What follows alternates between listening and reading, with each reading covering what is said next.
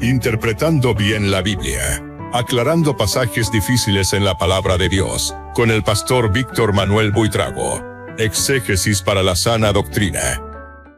En mi video anterior hablé de la disciplina que imponen las iglesias protestantes y cómo no está relacionada o no toma en cuenta la forma, en una forma deliberada, no toma en cuenta Mateo 18 y tampoco 1 Corintios 5.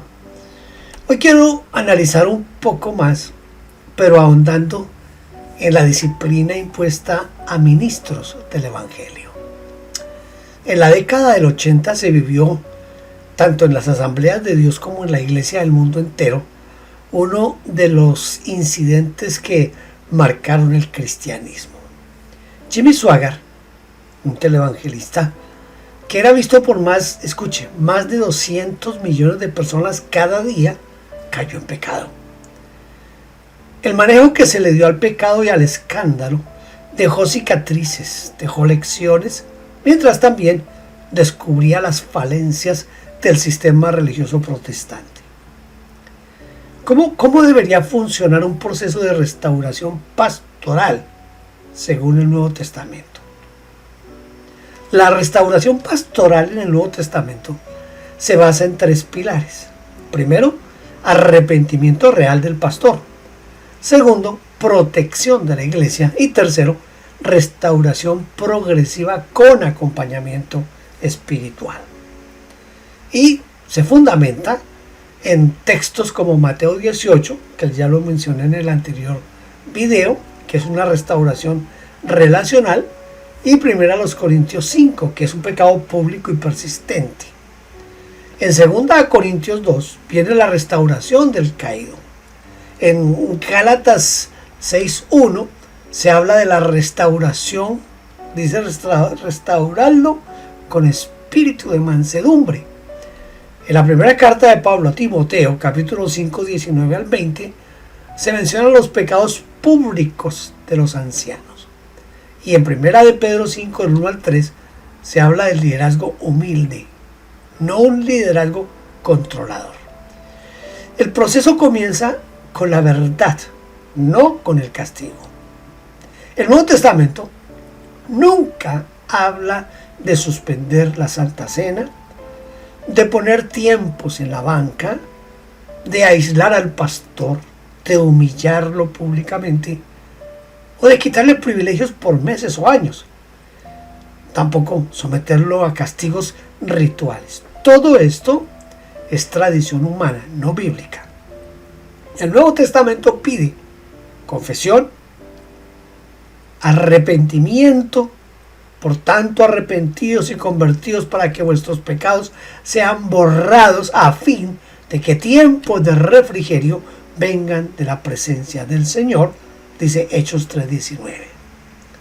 La restauración, dice la palabra de Dios: hermanos, aun si alguno es sorprendido en alguna falta, vosotros que sois espirituales, restauradlo en un espíritu de mansedumbre, mirándote a ti mismo, no sea que tú mismo seas tentado. Esto dice Gálatas 6:1. Debe haber un acompañamiento.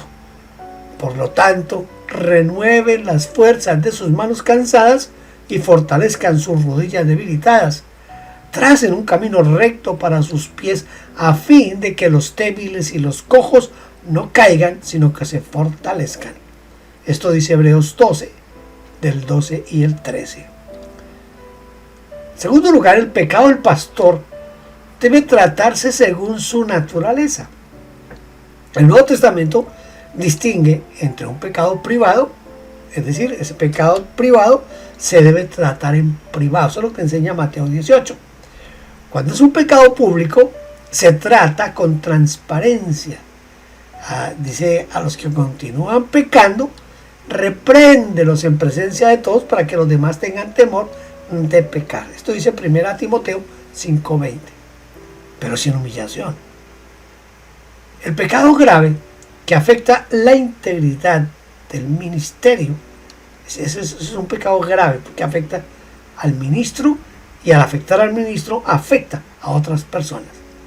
Algunos ejemplos, por ejemplo, la inmoralidad sexual, el abuso espiritual, que muy poco se contempla dentro de las organizaciones protestantes, especialmente dentro de la iglesia pentecostal. No se contempla el abuso espiritual, que es demasiado en este tipo de iglesias. También la corrupción, la violencia. Es increíble, pero a veces entre los pastores, entre los ministros, hay violencia intrafamiliar. La manipulación, ¿y qué decir de eso? De la manipulación. Eso es severo y es aberrante. Aquí el pastor, cuando comete cualquiera de estos pecados, el pastor debe detener su ministerio temporalmente, pero debe recibir un acompañamiento y ese pastor debe mostrar frutos de arrepentimiento. Debe ser restaurado progresivamente, pero no castigado. Tercero, el objetivo nunca es castigar, sino sanar. Acuérdese de Gálatas 6:1. Este es un texto muy clave. Restauradlo con espíritu de mansedumbre. La palabra restaurar en el griego significa reparar un hueso fracturado, volver a poner en su lugar lo que se salió.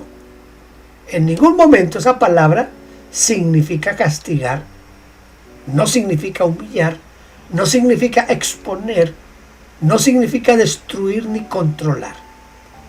Cuarto, el proceso debe ser supervisado, escuche, por líderes maduros.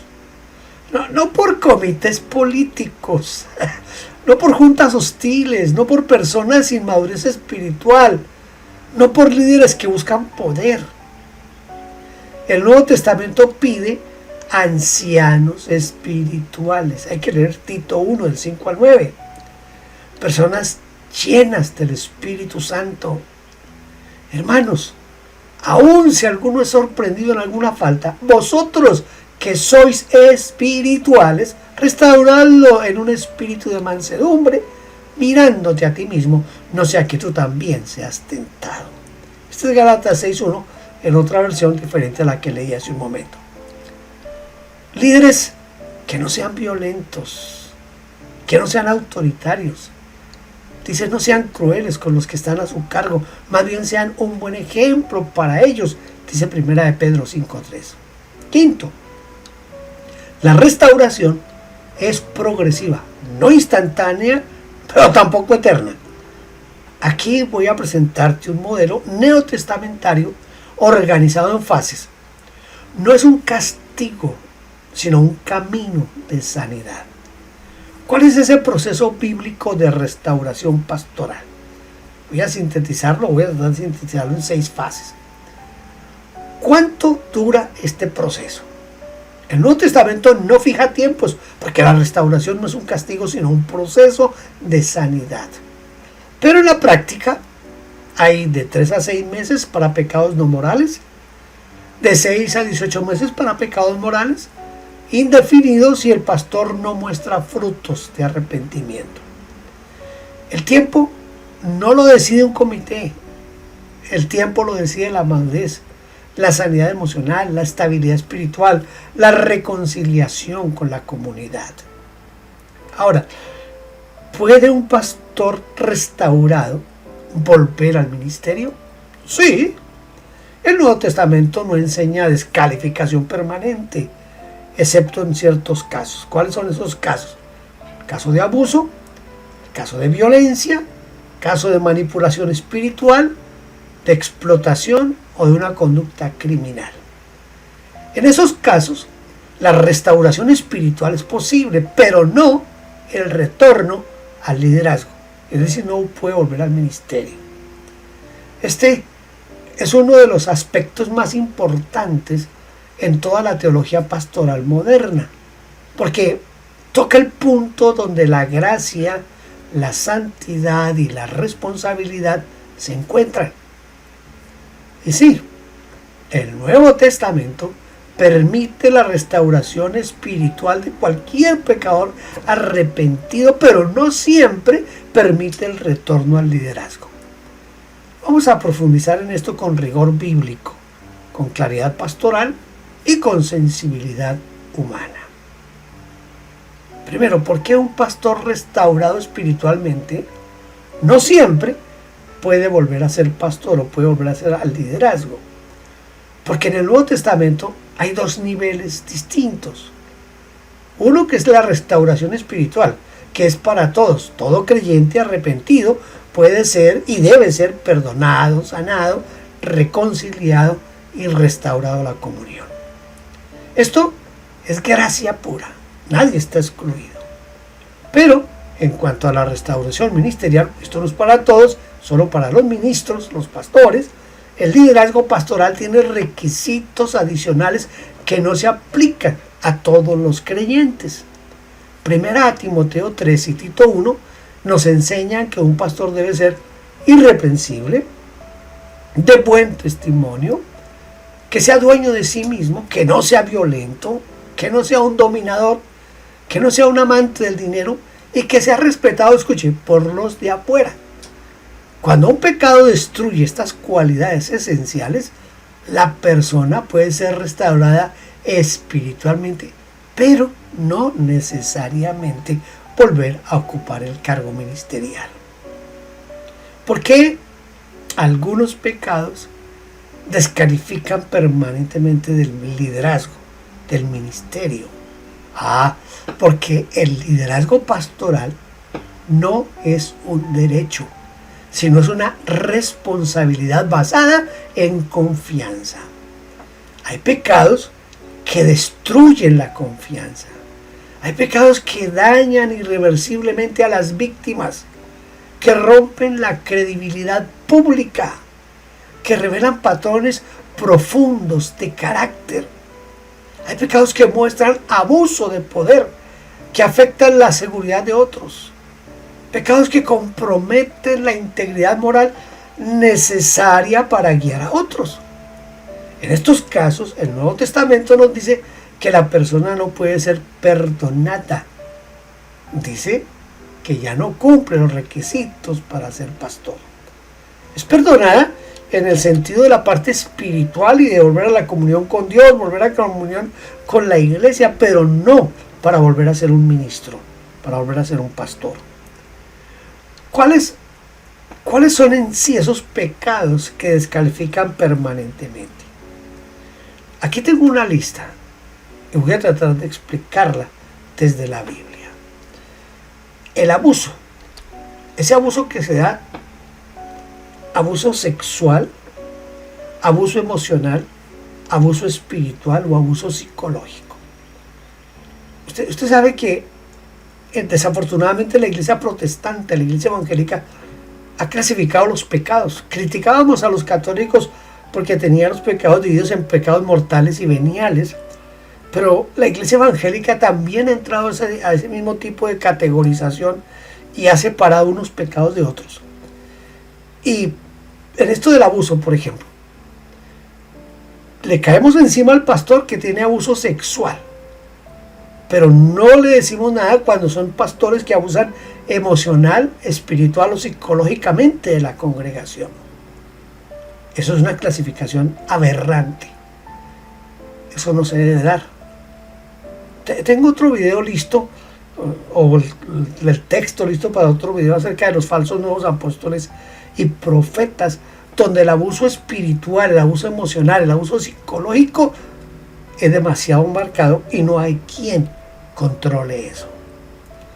El abuso destruye vidas, no solo reputaciones.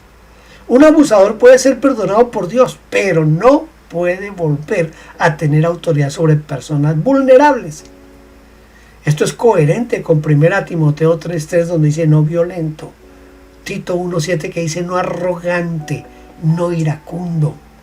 1 Pedro 5:3 que dice no como teniendo señorío sobre los que están a vuestro cuidado. El abuso revela un patrón de carácter incompatible con el liderazgo cristiano. En segundo lugar, la violencia. La violencia física o doméstica es una violación directa del carácter pastoral. Un pastor violento contradice el fruto del Espíritu. porque no tiene mansedumbre, porque no tiene templanza, porque no tiene amor sacrificial. Puede ser restaurado espiritualmente, pero no puede volver a guiar un rebaño, no puede volver a ser pastor. En tercer lugar, la manipulación espiritual. Este es uno de los pecados más graves en el Nuevo Testamento. Desafortunadamente hoy no se considera así. El Señor Jesucristo condena duramente a los líderes que cargan pesos sobre otros, que oprimen, que manipulan, que controlan, que usan la autoridad para beneficio propio. Solamente hay que leer Mateo 23 para darse cuenta lo que pensaba el Señor Jesucristo. Pablo también condena a los dominadores, segundo a los Corintios 11. Un líder que manipula espiritualmente no puede volver a tener autoridad, porque el liderazgo cristiano es servicio, no control. Ay, Dios mío. Cuarto, la explotación. Hay explotación económica, hay explotación emocional, hay explotación sexual. Cuando un pastor usa su posición para obtener dinero, favores, influencia, sexo o poder, ha cruzado una línea que destruye la esencia del ministerio. Puede ser perdonado, pero no puede volver a ocupar un rol donde podría repetir el patrón. Quinto, la conducta criminal. El Nuevo Testamento enseña que la iglesia perdona, que el Estado castiga. La iglesia no interfiere con la justicia civil, según Romanos 13.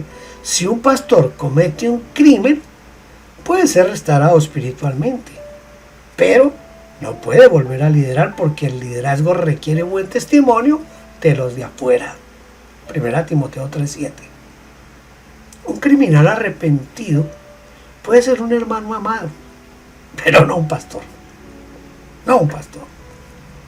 ¿Por qué otros pecados sí permiten restauración ministerial? Porque no todos los pecados destruyen.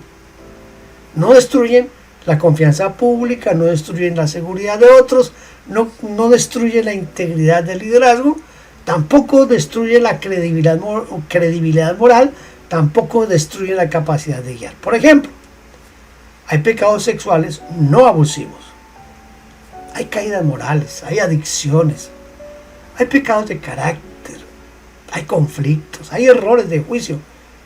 Estos pueden requerir de pronto tiempo y acompañamiento, supervisión, una sanidad emocional, restauración progresiva, pero no necesariamente descalifican permanentemente al pastor o líder religioso. ¿Cuál es el principio teológico detrás de todo esto? Aquí está la clave. La gracia restaura la relación con Dios. La disciplina protege a la comunidad. El liderazgo requiere confianza, no solo perdón. El perdón es instantáneo. Perdonamos y perdonamos instantáneamente. La confianza no. El perdón es incondicional. El liderazgo no. El perdón es universal. El liderazgo es selectivo. ¿Qué dice esto sobre el corazón de Dios? Mire, esto nos dice que Dios perdona siempre, que Dios restaura siempre, que Dios ama siempre, que Dios sana siempre, pero también Dios protege a los vulnerables. Dios cuida de su iglesia. Dios exige integridad a los líderes. No permite que el poder sea un refugio para el pecado.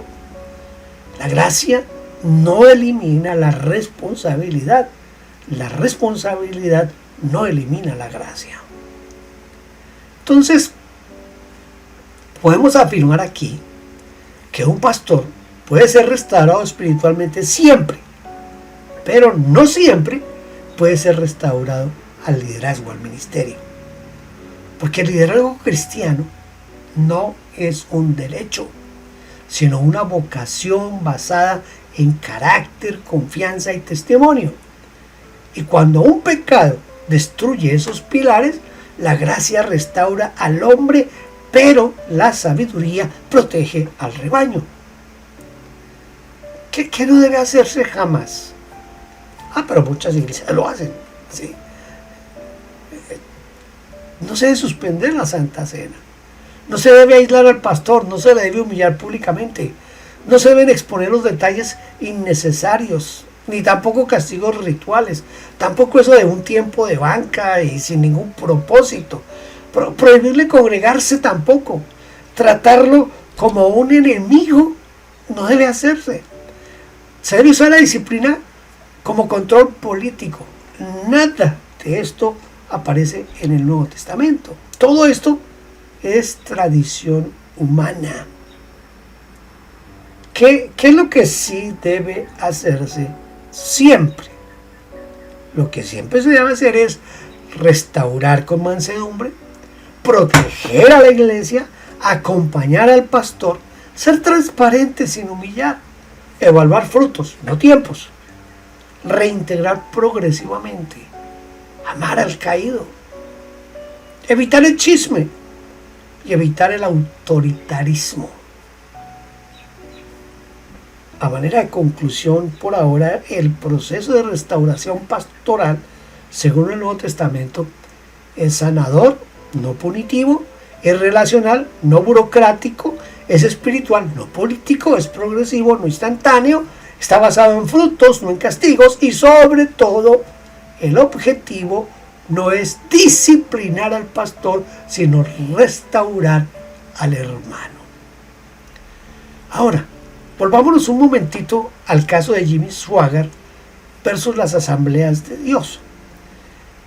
¿Por qué lo traigo? Porque este es uno de los episodios más importantes y traumáticos del pentecostalismo moderno. La gran pregunta que siempre me he hecho es: ¿aprendió alguien algo de todo esto? La respuesta honesta es sí, pero no aprendimos lo suficiente. Ambos lados aprendieron, pero también ambos quedaron marcados por errores profundos. Voy a darle en este momento un análisis bíblico, histórico y humano. Espero no ser sensacionalista y tampoco suavizar lo que realmente pasó. Primero, ¿qué pasó realmente en 1988? Jimmy Swaggart era el evangelista más visto del mundo. Escuche, 8,000 estaciones de televisión, más de 200 millones de espectadores, un ministerio de más de 150 millones de dólares al año, la figura pentecostal más influyente del planeta. Cuando cayó en pecado sexual, él mismo confesó públicamente y lo hizo llorando ante su esposa, ante sus hijos, ante su iglesia y ante el mundo entero. Fue una confesión sincera, emocional y devastadora. Pero aquí vino el choque. ¿Qué exigieron las Asambleas de Dios?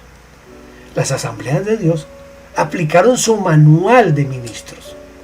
2 años de suspensión total del ministerio, sin predicar, sin hacer televisión, sin dirigir su organización y sin funciones públicas.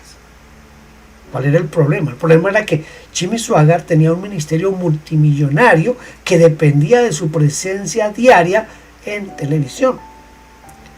Las Asambleas de Dios lo suspendieron, pero no asumieron los costos del ministerio, ni ofrecían tampoco un plan económico alternativo, ni entendían la magnitud global del impacto. Era algo así como decirle: deja de predicar 2 años, pero sigue pagando tu $1,000,000 por semana para mantener tu ministerio vivo. Era imposible. Swaggart rechazó la disciplina. Las Asambleas de Dios entonces le retiraron las credenciales. El ministerio se dividió. Ambos quedaron heridos. ¿Quién tenía la razón? Aquí está la parte que casi nadie dice. Swaggart tenía razón en algo.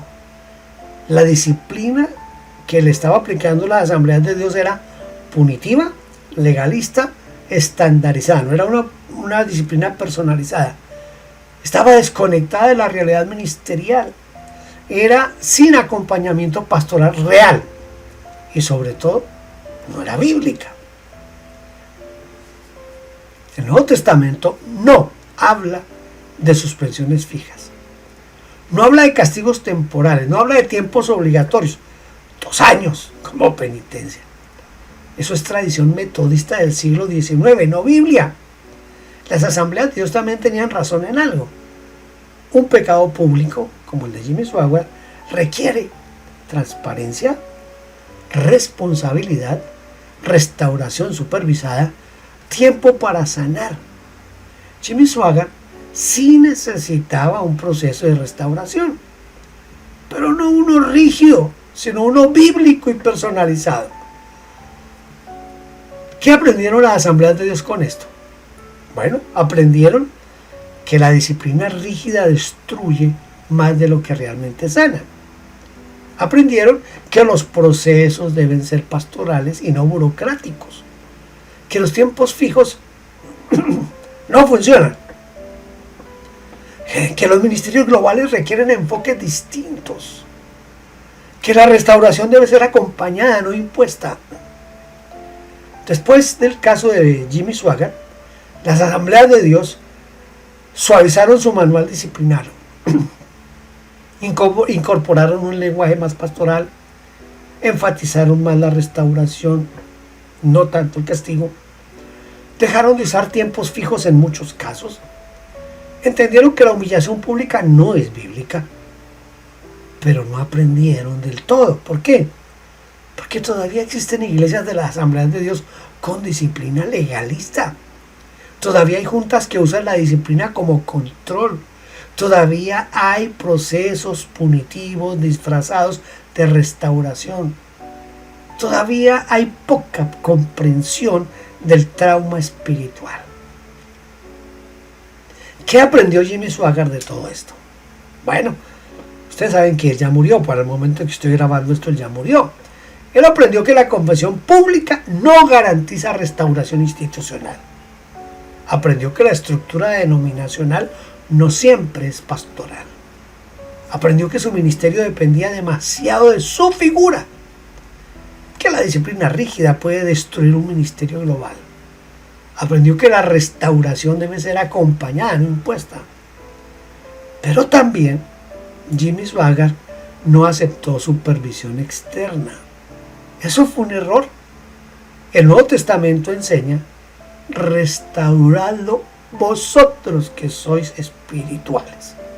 La restauración no es autodirigida. Jimmy Swaggart siguió predicando sin someterse a un proceso pastoral. Eso dejó heridas sin sanar. ¿Quién perdió más en este asunto? Bueno, ambos. ¿Por qué? Porque Jimmy Swaggart perdió credibilidad, perdió influencia global, perdió millones de dólares, perdió una gran parte de su audiencia y perdió su relación con las asambleas de Dios. ¿Qué perdieron las asambleas de Dios? Perdieron a su evangelista más influyente, perdieron a millones de miembros que se fueron, perdieron la reputación por esa dureza que presentaron y perdieron la oportunidad de mostrar gracia bíblica. ¿Hubo algo bueno en medio de todo esto? Sí. Este caso obligó al mundo pentecostal a repensar la disciplina, a abandonar castigos medievales, a hablar de restauración pastoral, a reconocer la fragilidad humana de los líderes, a entender que la gracia no es debilidad. Hoy, gracias a este caso, muchas iglesias ya no humillan públicamente, ya no imponen tiempos fijos, ya no suspenden de la Santa Cena, ya no destruyen ministerios por legalismo. El dolor produjo una profunda reflexión.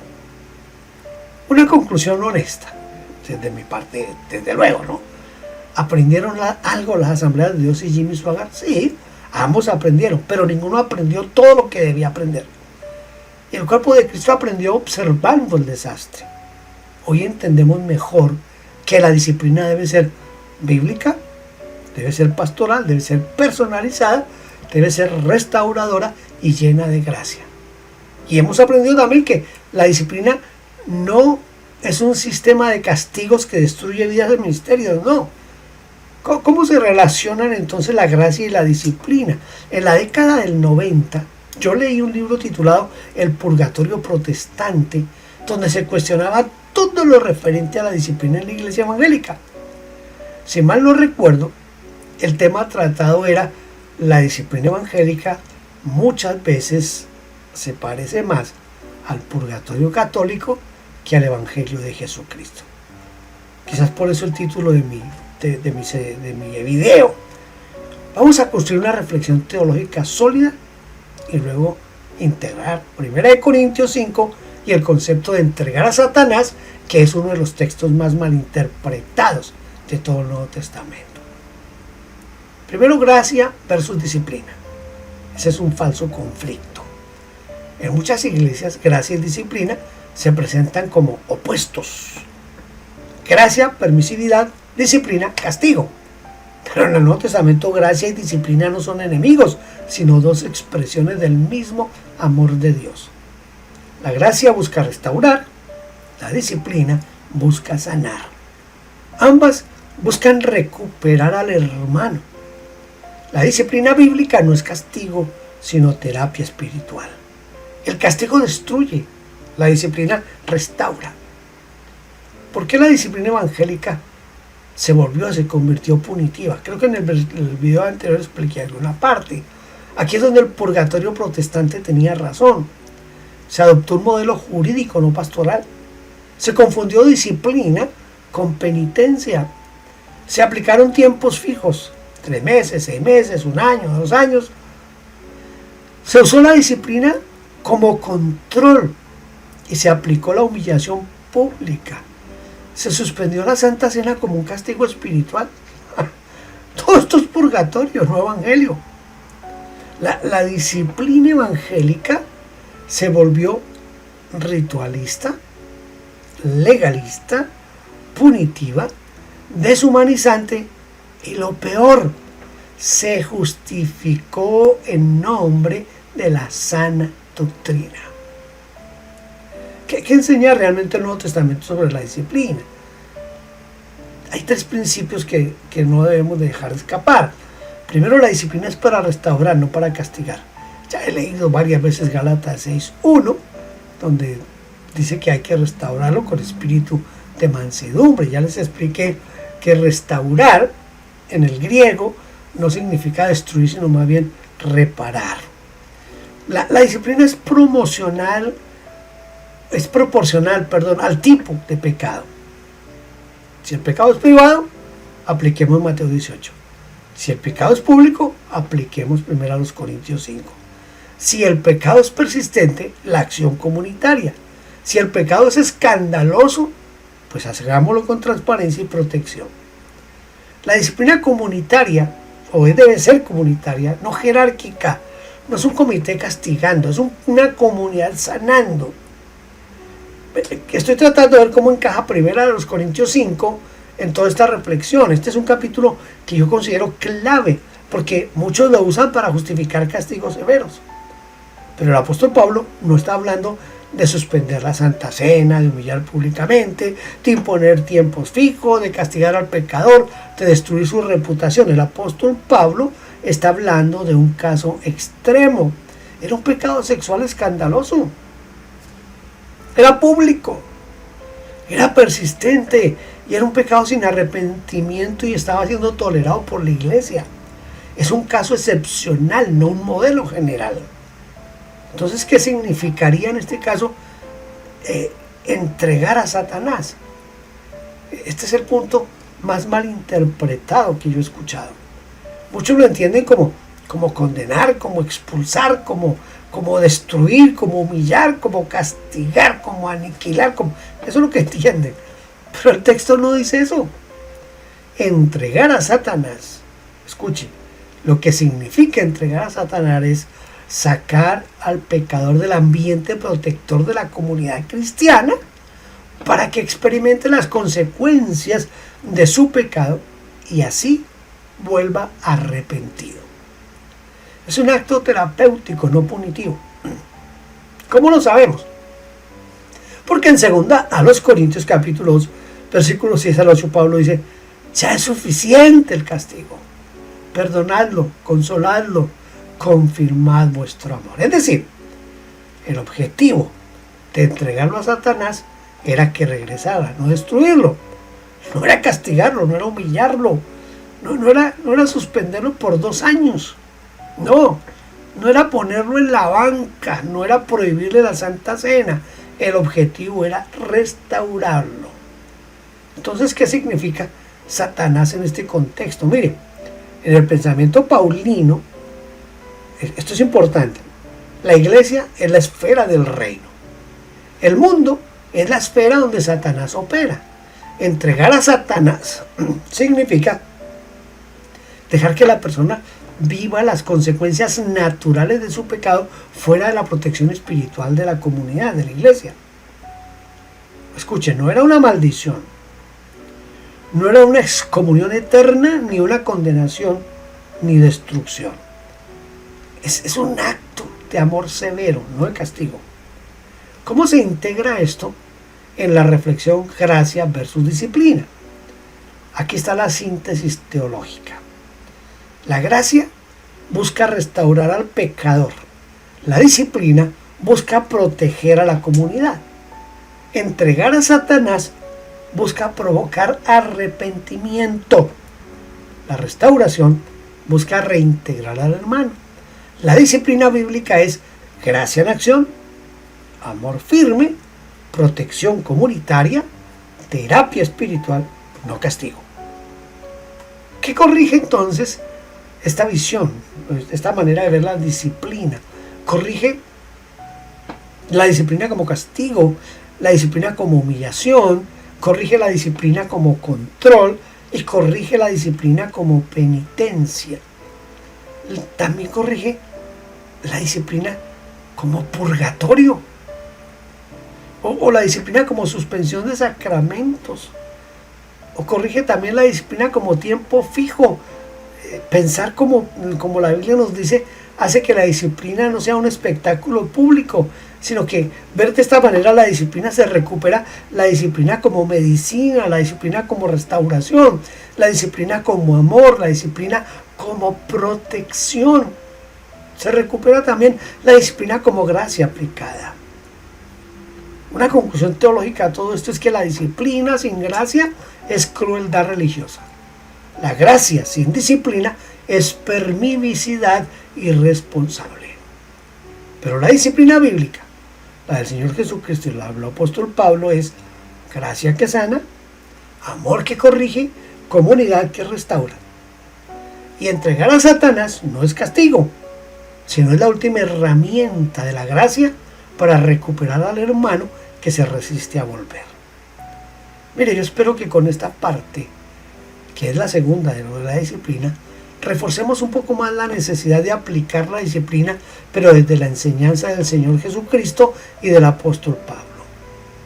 Un tema que considero trascendente es la disciplina en los falsos apóstoles y profetas modernos. Dejo aquí una pregunta abierta. ¿Por qué nadie los puede controlar? Ese será el tema de mi próxima disertación. Yo sé que son temas que nadie quiere tratar, pero que se necesitan. Dios les siga bendiciendo en abundancia, mucho más de lo que lo ha hecho hasta ahora, y espero que nos veamos en el próximo video acerca de los falsos nuevos apóstoles y profetas. Dios le bendiga. Gracias por vernos. No olvide suscribirse y tocar la campanita. Toda la gloria sea para Dios.